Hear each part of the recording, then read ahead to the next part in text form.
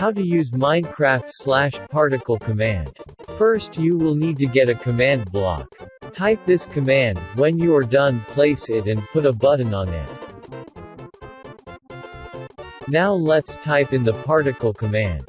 First type particle. You can also type /particle, but the slash is not needed in command blocks. Then type in the name of the particle. I am going to use smoke for this example. Then type in the coordinates of the particle. ~1 means that it will be one block above the command block.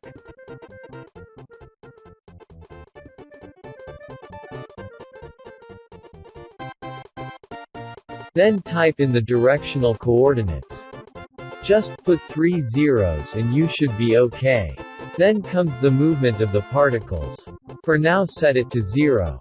I will show you what it does later.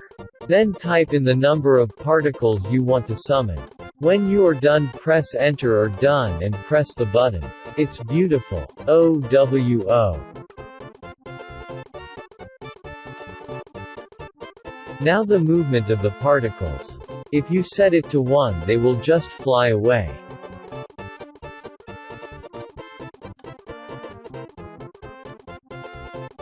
If you put it to 0.1, then you will be able to see better what it does.